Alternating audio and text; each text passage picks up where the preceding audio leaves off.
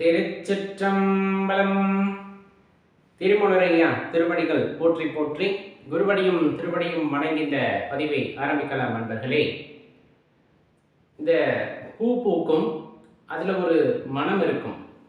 அந்த பூ பூக்கும் போது அதன் அழகை நம்மால் காண முடியும்.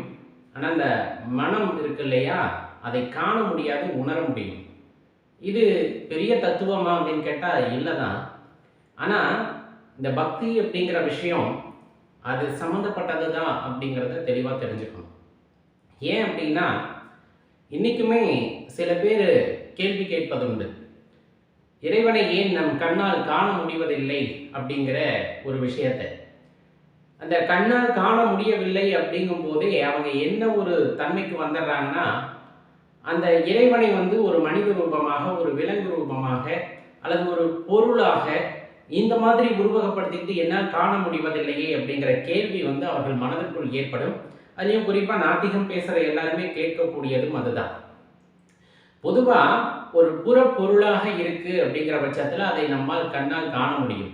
ஆனால் அந்த பொருளில் கலந்திருக்கின்ற உணர்வு அப்படின்னு ஒன்று இருக்குல்ல, அல்லது அந்த மனம், பூக்களில் அந்த மனம் பொருந்தி இருப்பது போல இந்த பிரபஞ்சத்தில் உள்ள எல்லா பொருட்களிலுமே அந்த வாசம் போல இறைவன் கலந்திருக்கிறார் அப்படிங்கிற அந்த ஒரு விஷயத்தை நம்ம தெளிவாக தெரிஞ்சுக்கணும்.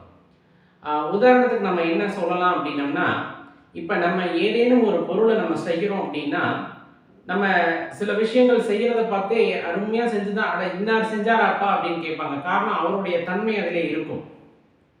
ரொம்ப கோணமானதாக செஞ்சுட்டா கூட நம்ம குடும்பத்தில் இருக்கவங்க கேட்பாங்க, யார் இன்னார் செஞ்சாங்களா அப்படின்னு. காரணம் அவருடைய தன்மை அதில் இருக்கும், அந்த குணாதிசயம் அதில் வெளிப்பட்டு இருக்கும். இப்போ சில பேர் இறைவனுடைய படத்தை வரைகிறாங்க இல்லையா, அப்போ அவங்களுக்கு பிடித்தவர்களுடைய முக அமைப்பில் அந்த படம் வரும். காரணம் அவனுடைய தன்மை அதில் பிரதிபலிக்கிறது. அதே போல தான் இந்த படைப்பு இருக்குல்ல, இந்த படைப்பு அப்படிங்கிறது ரொம்ப பிரம்மாண்டமான விஷயம்.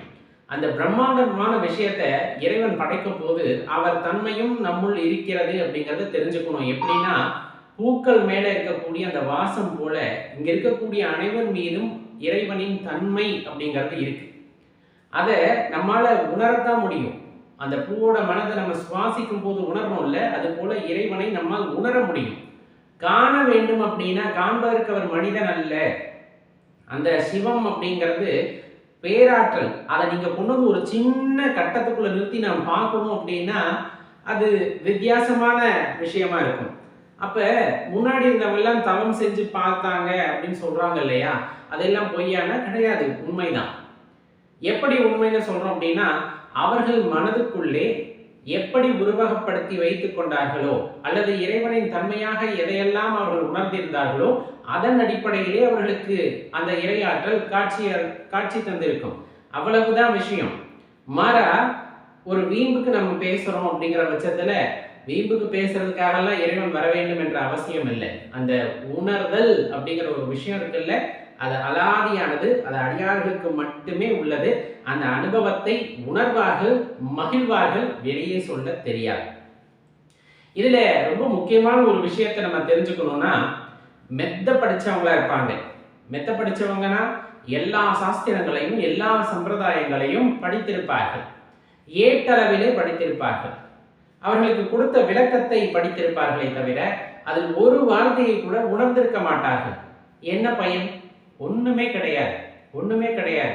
அந்த ஏட்டு சுரக்காய் அப்படின்னு சொல்றாங்கல்ல, அது ஒண்ணுத்துக்குமே உதவாது. மாறாக அது பொருள் உணர்ந்து படித்தவர்கள், அதிலே ஆழமாக என்ன கருத்து இருக்கிறதோ அதை உணர்ந்து அதை உணர முயற்சி செய்து அதனை உணர்ந்தவர்களுக்கு அதன் பக்குவம் தெரியும், அந்த இறைவனுடைய தன்மை தெரிந்திருக்கும். அப்ப மெத்த படிச்சவங்களுக்கு ஒன்றும் தெரியாதா அப்படின்னா அப்படி கிடையாது. மெத்த படிச்சிருந்தாலும் அதனின் பொருள் உணராமல் சொல்லிக் கொடுத்ததை அப்படியே ஏற்றுக்கொண்டோ அல்லது அதன் உண்மை பொருளை ஆராயாமலோ அதை படித்து மட்டும் வைத்திருந்தால் இறைவனின் அனுபவத்தை பெற முடியாது. மாறாக அதை உணர்ந்து கொள்ள வேண்டும் என்ற ஆர்வத்திலே உண்மை பொருளை தேடி முயற்சி செய்பவர்களுக்கு அந்த இறை அனுபவம் அப்படிங்கிறது கிடைக்கும். அது நிறைய அறிஞர் பெருமக்களும் சரி, ஞானியர்களும் நமக்கு எடுத்துரைப்பது தான். எப்படி நீ உணர்ந்து கொள்ள வேண்டும் அப்படிங்கிற ஒரு தாற்பயத்தை நம்ம முதல்ல புரிந்து கொள்ள வேண்டும். அதுதான் இங்க அடிப்படை.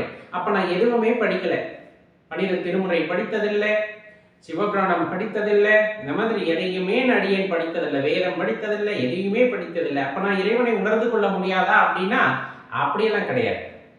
அப்படியெல்லாம் கிடையாது. இதற்கெல்லாம் எதையும் படிக்கணும் அப்படிங்கிற அவசியம் கிடையாது. ஏன்னா இறைவனை உணர்வதற்கு பல வழிகள் உண்டு அப்படின்னு குறிப்பிடப்படுது. அந்த வகையில தூய அன்பு அப்படிங்கிற ஒரு விஷயம் இருக்கும் போது, உண்மையான அன்பு அப்படிங்கிற ஒரு விஷயம் உங்க மனசுக்குள்ள இறைவன் மீது ஏற்படுகிறது அப்படின்னா அதை நீங்கள் விடாப்பிடிவாதமாக பிடித்திருக்கிறீர்கள், இறைவனே கதி அப்படின்னு சரணடைந்திருக்கிறீர்கள் அப்படின்னா கண்டிப்பா அந்த இறை அனுபவம் உங்களுக்கு கிடைக்கும். அவரவர் மனதிற்கு ஏற்றார் போல அந்த அனுபவம் அப்படிங்கிறது ஒவ்வொருவருக்கும் கிடைக்க பெறுகிறது. அதை நம்ம தெளிவா புரிஞ்சுக்கணும். ஏன்னா நம்மளுடைய எண்ணங்கள் எதுவாக இருக்கிறது அப்படின்னா, அவங்கெல்லாம் பெரிய ஆளுங்க, நிறைய படிச்சிருக்காங்க, நிறைய மந்திரம் சொல்றாங்க, நிறைய வேதம் ஓதுறாங்க, அவங்களுக்கு காட்சி தராத இறைவனா நமக்கு காட்சி தேவையில்லை போகிறார் அப்படிங்கிற அந்த ஒரு எண்ணம் நமக்குள்ள வந்துட்டாலே நம்ம தோற்று விடுவோம். காரணம், அதற்கும் உங்கள் அன்புக்கும் இணை வைக்க முடியாது. ஒருவேளை அந்த படிப்பை விட உங்கள் அன்பு உயரமாக இருக்கலாம், உயர்வானதாக இருக்கலாம். இறைவனுக்கு தெரியும் எது உண்மையான அன்பு அப்படிங்கிறது. அந்த உண்மையான அன்பு இருக்கிற இடத்துல இறைவன் உங்களுக்கு காட்சி அருள்வார். காட்சி அருள்வார் என்ன? உங்களை உணர்த்துவார், உங்களுக்கு உணர்த்துவார், தன் இருப்பை உணர்த்துவார். அது எப்படி வேண்டுமானாலும் இருக்கலாம். நம்ம மனதுக்குள்ள என்ன உருவகப்படுத்தி வச்சிருமோ அப்படி இருக்கலாம், அல்லது தன்னுடைய உண்மையான அடையாளத்தை உங்களுக்கு வெளிப்படுத்தலாம். இது போல அவர் தகுதிக்கு ஏற்றார் போல, அவரவருக்கு ஏற்பட்ட கொடுப்பனை போல நமக்கு அந்த வாய்ப்புகள் கிடைக்க பெறலாம் அப்படிங்கிறத தெளிவா தெரிஞ்சுக்கணும். எப்பவுமே இன்னொரு கட்டத்துல பார்த்தோம் அப்படின்னம்னா, இப்ப இறைவனுடைய தன்மை அப்படின்னு சொன்னோம்னா தெளிவா சொல்லுவாங்க. அந்த நெருப்புல இருக்க அந்த சூடு இருக்கு இல்லையா, அது போல, காற்றில் இருக்கின்ற அந்த ஈரப்பதத்தை போல, மலரில் இருக்கின்ற அந்த வாசனையை போல, இந்த மாதிரி எல்லா பொருட்களிலும் ஒரு நீக்கமர நிறைந்த சக்தி இருக்கும். அதை நம்ம ஆறா அப்படின்னு நம்ம சொல்றோம், அல்லது அந்த பொருளுடைய தன்மை அப்படின்னு எப்படி சொன்னாலும் சரி, பார்க்கின்ற பொருளுக்கும் பார்க்காத பொருளுக்கும் வேறுபாடு அறிய தெரியணும். அது ரொம்ப முக்கியம். நம்மால் ஒரு பொருளை பார்க்க முடிகிறது அப்படின்னா அது உண்மையா பொய்யான்னு தெரியாது. எது பார்க்கின்ற பொருளே உண்மையா பொய்யான்னு தெரியாது. பார்க்க முடியாத உணர்வுகள் இருக்குல்ல, இதமா வீசுகின்ற தென்றல் நம்மை தழுவி போகும், அதை உணரத்தான் முடியும். அதே போல நெருப்பு தொடும்போது சுடும், அப்ப அந்த உணர்வை நம்மால் உணர முடியும். இந்த மாதிரி எல்லாமே உணரக்கூடியது உண்மையா பொய்யான்னு கேட்டா, ஏன்னா பார்க்கறதே உண்மையா பொய்யான்னு தெரியல, இதுல உணர்றது எப்படி உண்மையா பொய்யான்னு தெரியும் அப்படின்னா அதனின் அனுபவம் நமக்கு கிடைக்க வேண்டும். அந்த அனுபவம் கிடைக்கும் போது அதனை நாம் உணர்ந்து கொள்ள முடியும். இது கொஞ்சம் ஆழமான விடயம்தான். இதை உணரும் பொழுது கண்டிப்பா நம்முடைய பல கேள்விகளுக்கு விடை அப்படிங்கிறது இதிலிருந்து கிடைக்கக்கூடும். அப்ப இறைவனை சரணடைதல் அப்படிங்கிற ஒரு விஷயம் அப்படிங்கிறது படித்து வருவதல்ல, பலர் சொல்லி வருவதல்ல, தானாக உணர்ந்து வருவது. எதை உணர்ந்து வருவது? எல்லாம் இறைவன் செயல் அப்படின்னு உணரும் போது, படைப்பும் அழிக்கிறதும் எல்லாம் இறை செயல் அப்படின்னு தெரியும் போது, நான் பிறந்ததும் நான் இறப்பதும் இறைவன் செயல் அப்படின்னு தெரியும் போது, இங்கு என்னால் ஆவது ஏது அப்படின்னு அந்த கையெடுத்து இறைவன் முன்பு, அந்த அண்ணாமலையார் முன்பு நாம் நிற்கின்றோம் அப்படிங்கும் போது, சிவமே அனைத்திற்கும் மாதி அப்படின்னு உணரும் போது வருகின்ற உணர்தல் இருக்கு இல்லையா, அந்த உணர்தல் ஒரு மனதிலே ஏற்படுகிறது அப்படின்னா அது ரொம்ப பெரிய விஷயம். அது உடனே ஏற்பட்டு விடாது. பல கஷ்டங்களை தாண்டி, பல இன்னல்களை தாண்டி, பல சோதனைகளை தாண்டி அந்த விஷயத்தை இறைவன் நமக்கு உணர்த்துவார். அவ்வாறு அந்த உண்மையை நாம் உணர்ந்து கொண்டோம் அப்படின்னா வாழ்க்கையில் அதை விட பெரிய விஷயம் எதுவும் இருக்காது. அந்த சர்வேஸ்வரனை நம்மால் உணர முடியும், அந்த சிவத்தை நம்மால் உணர முடியும். அந்த உணர்தல் அப்படிங்கிறது இந்த பிறப்புக்கு கிடைத்த பெரிய வரம் அப்படிங்கிறத தெளிவாக தெரிஞ்சுக்கங்க.